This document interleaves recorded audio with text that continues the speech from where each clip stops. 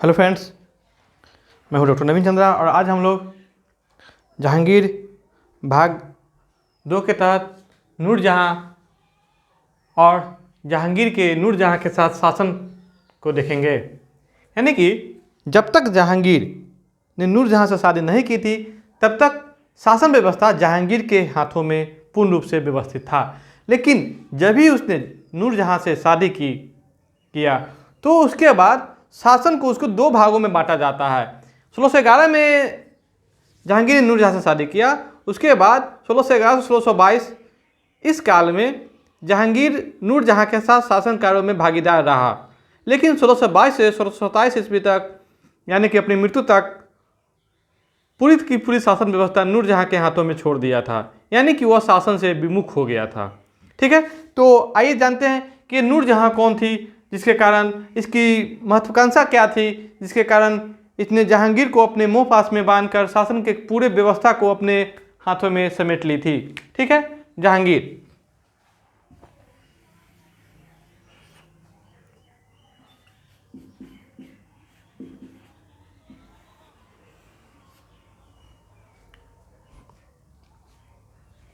Noor Jahan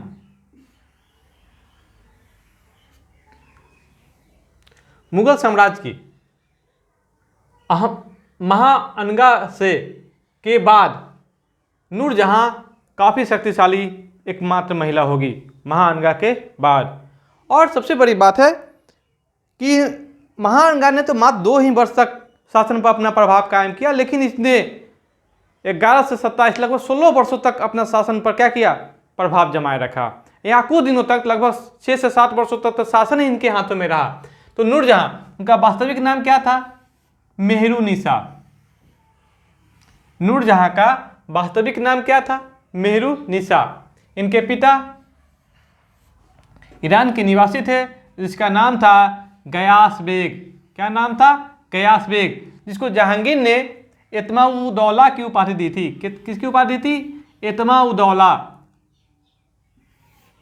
Ghiyas bag को जहांगीर ने एतमा-उद-दौला की उपाधि देकर उसे शाही दीवान बनाया था।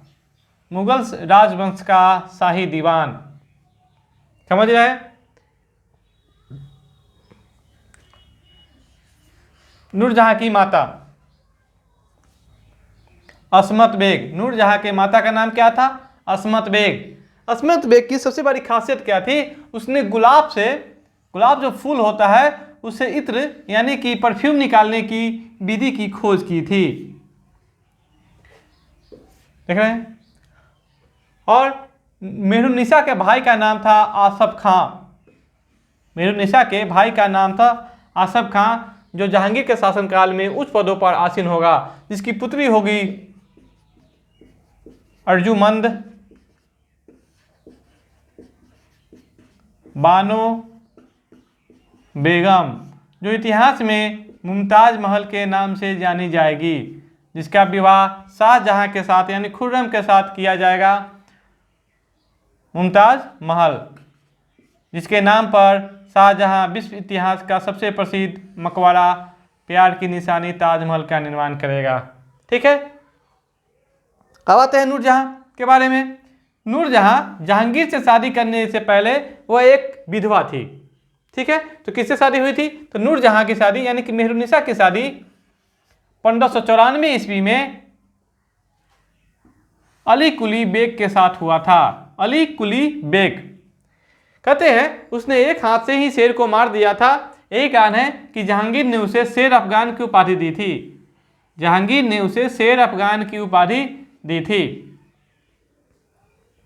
ठीक है, 1607 ईस्वी में शेर अफगान की मृत्यु हो गई। क्या हो गई? 1607 ईस्वी में शेर अफगान की मृत्यु हो गई। कहते हैं यह मृत्यु जहांगीर के द्वारा ही करवाया गया था।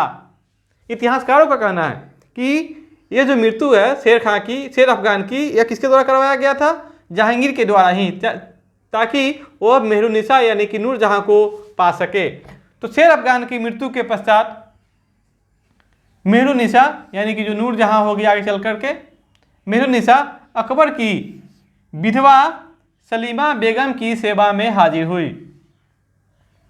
देख रहे हैं ना कैसे जहांगीर ने पहले उसके पति को हत्या करवाया और फिर उसको अपने हरम में अपनी विधवा माँ के सेवा में नियुक्त कर दिया। जहांगीर ने सर्वप्रथम नूरजहां को यानी कि मेहरुन्निसा को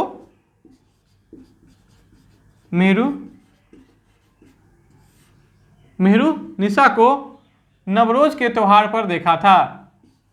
नवरोज भी कह सकते हैं, नवरोज त्यौहार के अवसर पर सबसे पहले देखा था और देखते ही शादी करने का फैसला कर लिया था। कहते हैं उसकी सुंदरता पर इतना मोहित हुआ कि उससे उसने विवाह करने का निर्णय कर लिया। 1611 ईस्वी में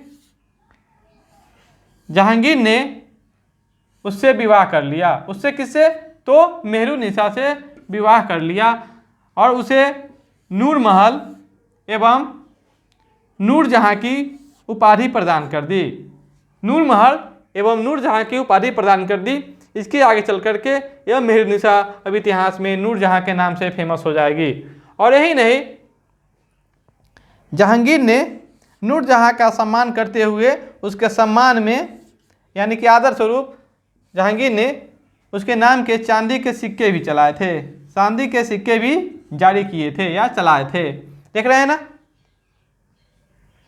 कहते हैं पहली शादी से मेहरुन्निसा को यानी कि नूरजहां को एक पुत्री भी था, लाडली बेगम। उस पुत्री का क्या नाम था पहली शादी से? लाडली बेगम, जो शेर अफगान यानी अली कुली बेग जो शेर अफगान के नाम से चर्चित होगा इतिहास में, तो शेर अफगान एवं मेहरुन्निसा की पुत्री थी। देख रहे हैं ना, लाडली बेगम किसकी पुत्री थी? शेर अफगान एवं मेहरुन्निसा की पुत्री थी, जिसकी शादी नूरजहां ने जहांगीर के पुत्र शहरयार से कर देगी। यह शहरयार जहांगीर के सब पुत्रों में सबसे क्या था? यह अयोग्य था। यह काफी अयोग्य था। यही कारण है कि नूरजहां ने यहाँ भी एक कूटनीतिक चाल के तहत अपनी पुत्री की शादी शहरयार से करके आगे चल करके शहरयार को ही आपको मुगल बादशाह बनाना चाहती थी, ताकि जहांगीर के मरने के बाद भी शासन कार्य पर मेरा प्रभाव कायम रहे। देख रहे हैं। कहते हैं जहांगीर ने जब 1611 ईस्वी में शादी करी नूरजहां के साथ, तो उसके बाद शासन कार्यों में नूरजहां का दखल अंदाजी काफ़ी बढ़ गया। तो नूरजहां ने शासन कार्य संभालने के लिए नूरजहां गुट का निर्माण कर लिया। नूरजहां गुट का, इस गुट के कुल मेंबर थे पहली नूरजहां खुद, उसके पिता एतमाउद्दौला, अस्मत बेग उसकी माता, आसफ खां उसका भाई और खुर्रम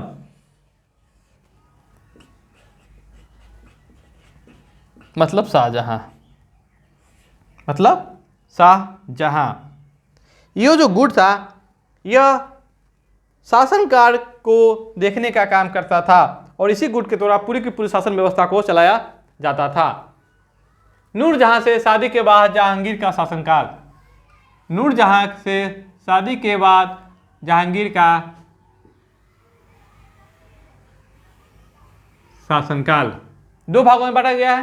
कौन कौन? 1611 से 1622 ईस्वी तक, 1611 से 1622 ईस्वी तक और 1622 से 1627 ईस्वी तक। पहले कार्यकाल में, इसको तो पहला कार्यकाल कहेंगे, इसको दूसरा दो भाग में बांट रहे हैं। तो ये जो पहला कार्यकाल है 1611 से 1622 ईस्वी तक, यह जो काल था तो नूरजहां के साथ साथ जहांगीर भी शासन कार्यों में भाग लेता था, या जहांगीर के साथ साथ नूरजहां भी शासन कार्यों में भाग लेता था। यहाँ पर नूरजहां क्या करती थी? जहांगीर के साथ झरोखा दर्शन भी देती थी। उसकी महत्वाकांक्षा इतनी अधिक थी कि वो जहांगीर के साथ साथ झरोखा दर्शन भी देती थी। सिक्कों पर बादशाह के साथ साथ उसका भी नाम अंकित होता था। इसके अतिरिक्त भी शाही आदेश हो, फरमान हो, उस पर बादशाह के साथ साथ नूरजहां का भी नाम अंकित होता था या उसका भी सिग्नेचर होता था। ये थी नूरजहां की महत्वाकांक्षा। और पहले कार्यकाल में नूरजहां ने क्या किया? अपने विश्वास परस्त लोगों को शासन कार्यों का भागीदार बनाया। जैसे अपने पिता अपने पिता इत्माउद्दौला को, जो गयास बेग थे, इत्माउद्दौला को दीवान बनाया, आसफ खां को वरिष्ठ मंत्री पद दिया और भी अपने कलीग को शासन कार्यों में महत्वपूर्ण पदों पर नियुक्त किया। उसके बाद जब जहांगीर पूर्ण रूप से शासन कार्यों को छोड़ दिया तो उसके बाद नूरजहां ने अपने गुट की सहायता से शासन कार्य को चलाना सुचारू रूप से जारी रखा। कहते हैं जहांगीर ने अपनी आत्मकथा लिखी थी। जहांगीर ने क्या लिखी थी? आत्मकथा। उस आत्मकथा का क्या नाम था? तुजुक ए जहांगीरी। जहांगीर द्वारा शुरू की गई आत्मकथा क्या थी? तुजुक ए जहांगीरी। ठीक है। तो मुगल सम्राट के इतिहासकारों में, मुगल बादशाहों में साहित्य के प्रति इसकी रुचि इतनी थी कि इसने अपनी आत्मकथा खुद लिखा और अपने आत्मकथा में इसने अपनी सभी बुराइयों को भी लिखने का काम किया है। यह जहांगीर खुद कहता है कि मुझे सिर्फ जीने के लिए क्या चाहिए? नूरजहां और उसके हाथ से एक कप प्याला शराब। बाकी उसके बदले में पूरा का पूरा शासन कार्य किसको दे दिया? उसने नूरजहां को दे दिया। उसने ये अपनी इस बुराइयों को खुद लिखने का काम किया। कोई भी इतिहासकार, साहित्यकार जब अपनी आत्मकथा लिखता है तो अपनी बुराइयों को नजरअंदाज कर देता है, लेकिन इसने अपनी बुराइयों को लिखा है, खुद लिखा है। तो जहांगीर ने जब अपनी आत्मकथा को शुरू किया था तुजुक ए जहांगीरी, तो अपनी इस आत्मकथा को समाप्त करने से पहले ही उसकी मृत्यु हो गई। ठीक है। तो उस आत्मकथा को, बायोग्राफी को पूरा किसने किया था? तो मोतबिंद खां ने किया था। जहांगीर के द्वारा शुरू किया गया उसकी आत्मकथा को पूरा किसने किया था? तो मोतबिंद खां ने किया था। अब अगला है पॉइंट हम लोग का, जहांगीर के समय को चित्रकला का स्वर्णकाल कहा जाता है। चित्रकला का स्वर्णकाल। जहांगीर चित्रकला में काफी रुचि रखता था। एक कारण है कि उसने आगरा में चित्रणशाला की स्थापना की। क्या चीज की स्थापना की? चित्रणशाला की स्थापना की। किसके नेतृत्व में? आगा राजा के नेतृत्व में। और उसके दरबार में प्रसिद्ध चित्रकार भी थे, बहुत सारे चित्रकार थे, जिसमें प्रमुख चित्रकार थे आगा राजा, अबुल हसन,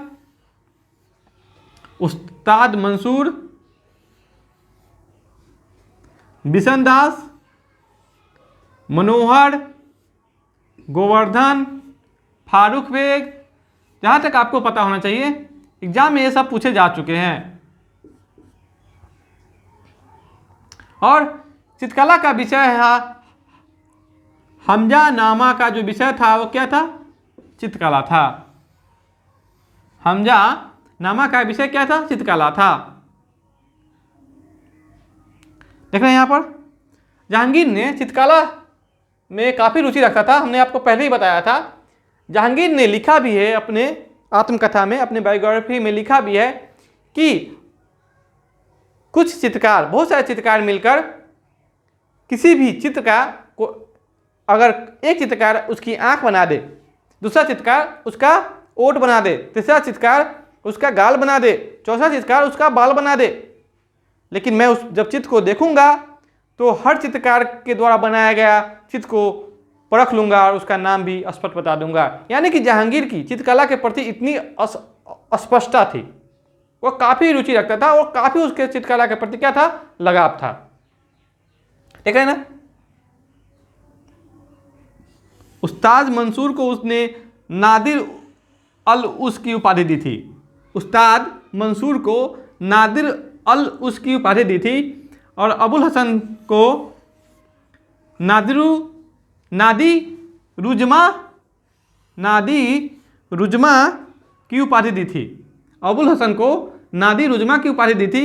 और संस्कृत के कवि थे जगन्नाथ को जहांगीर ने पंडित राज की उपाधि दी थी।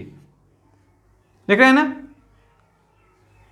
यही नहीं, जहांगीर ने सूरदास को भी आश्रय दिया था,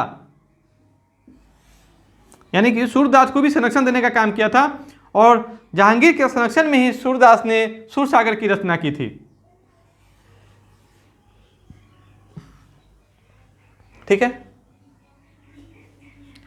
जहांगीर के शासनकाल में कुछ निर्माण कार्य हुए, जैसे कि इत्मा-उद-दौला का मकबरा का निर्माण 1626 ईस्वी में नूरजहां ने करवाया था। इत्मा-उद-दौला का मकबरा, जो कि नूरजहां के पिता और जहांगीर के ससुर होंगे, उनके मरने के बाद एक मकबरा का निर्माण कराया जाएगा, जो पूर्ण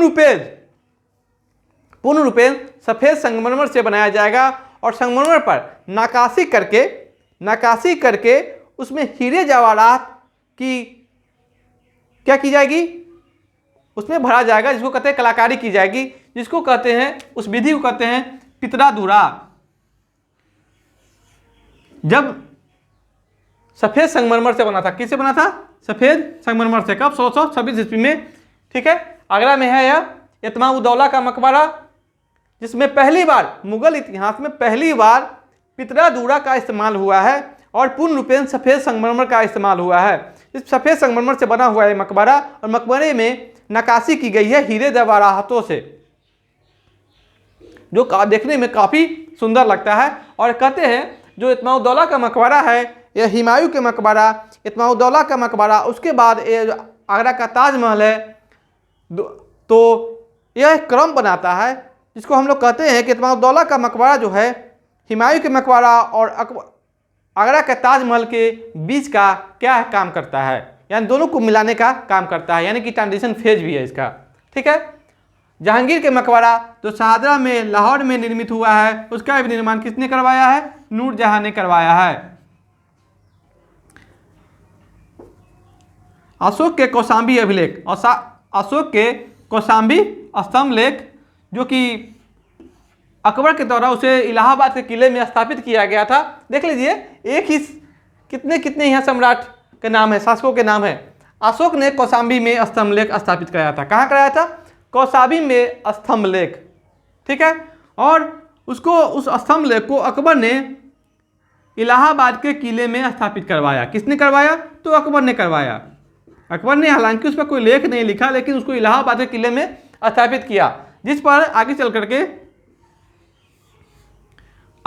उससे पहले ही समुद्रगुप्त ने प्रयाग प्रशस्ति की रचना की थी, करवाई थी। समुद्रगुप्त ने प्रयाग प्रशस्ति की रचना करवाई थी अपने राजकवि हरिसेन के द्वारा, और आगे चल करके जहांगीर के लेख भी इस पर क्या है? उत्कीर्ण है। लेख भी इस पर क्या है? उत्कीर्ण है। देख रहे हैं, एक ही स्तंभ लेख है, कौशाम्बी स्तंभ लेख, जिसको प्रयाग स्तंभ लेख भी कहते हैं। उस पर कितने शासकों का नाम है? उससे कितने शासकों का नाम जुड़ा हुआ है? तो अशोक, अकबर, समुद्रगुप्त और जहांगीर। ठीक है। जहांगीर की मृत्यु के बाद नूरजहां का प्रभाव लगभग समाप्त प्राय हो गया। जब खुर्रम ने राजगद्दी संभाली और शाहजहां के नाम से सियासत पर काबिज हुआ, तो नूरजहां अपने आप को असहाय समझी और लाहौर में ही अपना जीवन व्यतीत करना बेहतर समझा, क्योंकि उसने जो शहरयार को बादशाह बनाना चाहती थी, वह उसका लक्ष्य पूरा नहीं हुआ। तो शाहजहां ने नूरजहां को 2 लाख रुपया प्रति वर्ष की पेंशन देकर उसे लाहौर में ही जीवन व्यतीत करने दिया गया, क्योंकि लाहौर शाहदरा में ही क्या था? जहांगीर का मकबरा था। और आपको पता होना चाहिए कि जहांगीर के मकबरा लाहौर में ही है, और उसकी प्रेमिका प्रेयसी अनारकली का मकबरा भी लाहौर में ही है, जो सफ़ेद संगमरमर से निर्माण किया गया है। किसके द्वारा? तो जहांगीर के द्वारा। और नूरजहां का मकबरा भी कहाँ है? जहां लाहौर में ही है, जो 1645 ईस्वी में उसकी मृत्यु हो गई। ठीक है। नूरजहां की जो सबसे बड़ी उसकी विशेषता थी, उसकी थी अति महत्वाकांक्षा। अति महत्वाकांक्षा ही नूरजहां के चरित्र की मुख्य विशेषता थी। अब आते हैं जहांगीर के बारे में कुछ और महत्वपूर्ण पॉइंट। कहते हैं जहांगीर ने हिंदू धर्म का जो त्यौहार होता है रक्षाबंधन, उसको पहली बार मनाया था 1612 ईस्वी में, और अपने हाथ की कलाई पर राखी भी बनवाने का काम किया था, और दिवाली के दिन हिंदुओं को जुआ खेलने की भी अनुमति प्रदान कर दी थी। देख रहे हैं आप लोग। और यही नहीं, वो अकबर की तरह ब्राह्मणों को और मंदिरों को दान देने का भी काम जारी रखा था। भले ही उसने अर्जुन देव को फांसी पर चढ़वा दिया था, सिख के जो 5वें गुरु थे अर्जुन देव, क्यों चढ़वाया? तो चढ़वाने का एक कारण था कि क्योंकि उसने खुसरो की सहायता की थी और जहांगीर ने ही सर्वप्रथम मराठों के महत्व को अच्छी तरह समझा था और उसे मुगल अमीर वर्ग में शामिल करने का काम किया था। ठीक है, तो जहांगीर की मृत्यु हो जाएगी 1627 ईस्वी में। उसके बाद उसका पुत्र खुर्रम शाहजहां के नाम से अगला मुगल बादशाह बनेगा, जिसका जो काल होता है शाहजहां का काल मुगल स्थापत्य का स्वर्ण काल कहलाता है। तो आज के लिए फ्रेंड्स इतना ही। अगले वीडियो में हम लोग मिलेंगे शाहजहां के एक नए वीडियो के साथ।